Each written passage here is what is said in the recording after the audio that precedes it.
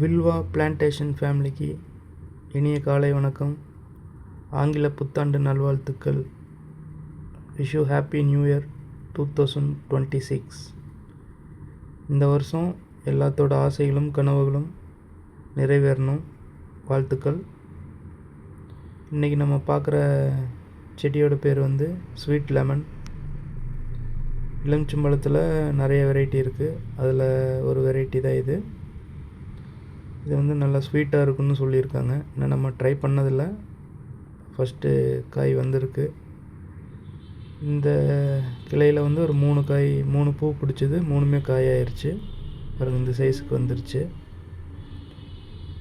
3 காய். மோஸ்ட்லி இதில் பிடிக்கிற பூ எல்லாமே காயாக மாறிடுது.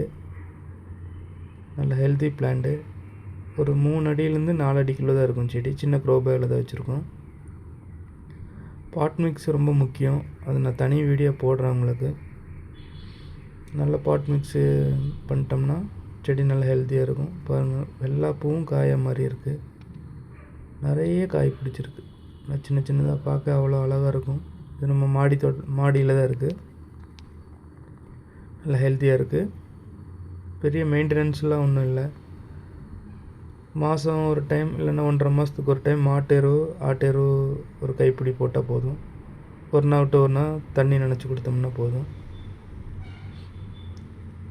நல்ல பிளான்ட் இது. பார்க்க ஒரு மினியேச்சர் லெமன் மாதிரி இருக்கும். நல்லா இருக்குது, அழகாக இருக்கும். இப்போ கொஞ்சம் பனி அதிகமாக இருக்கிறதுனால செடிகளில் கொஞ்சம் டல்லாக இருக்காங்க. ஜனவரிக்கு மேலே எல்லாம் வெயில் படவும் நல்லா வந்துடுவாங்க. பாருங்கள் எவ்வளோ காய் பிடிச்சிருக்குன்னு. கிட்டத்தட்ட ஒரு 50லேருந்து 100 காய் வரைக்கும் இருக்கும் பிஞ்சு. இதுதான் ஃபஸ்ட்டு வந்த பூவிலேருந்து வந்த காய். கொஞ்சம் நல்லா அழகாக வந்துட்டாங்க. வெயிட் பண்ணுறோம். இது இன்னொரு 1 மந்த்துக்கு அப்புறம் மெச்சூர்ட் ஆயிரும். அதோட டேஸ்ட் எப்படின்னு உங்களுக்கு ரிவ்யூ வீடியோ போடுறேன். பாருங்கள் எவ்வளோ பிஞ்சு பிடிச்சிருக்குன்னு. நல்லாயிருக்கும். காலையில் செடிக்கு தண்ணி ஊற்ற வரும்போது இவங்களெல்லாம் பார்த்தா ரொம்ப மனசு ஹாப்பியாக இருக்கும். அன்றைக்கி நாளும் ரொம்ப நல்லாயிருக்கும். நல்லா அழகான செடி. சின்ன க்ரோபே தான். நல்லா ஹெல்த்தியாக வந்துட்டாங்க. இனி வர காலங்களில் ஒவ்வொரு செடியை பற்றின விளக்கமும் அதோட பலனும் பற்றி வீடியோ போடுறேன். நீங்களாம் எனக்கு கொஞ்சம் சப்போர்ட் பண்ணுங்கள். நம்ம சேனலுக்கு சப்ஸ்கிரைப் பண்ணுங்கள், லைக் பண்ணுங்கள், உங்கள் ஃப்ரெண்ட்ஸ் அண்ட் ஃபேமிலிக்கு ஷேர் பண்ணுங்கள். முடிஞ்ச ஒவ்வொருத்தவங்களும் ஒரு 4-5 செடியாவது வச்சு வளர்த்துங்க. இடம் இல்லாதவங்க மாடியில் வைக்கலாம், இல்லை சின்ன க்ரோ பேக்கில் வச்சு வீட்டு சைட்லேயே வச்சு வளர்த்தலாம்.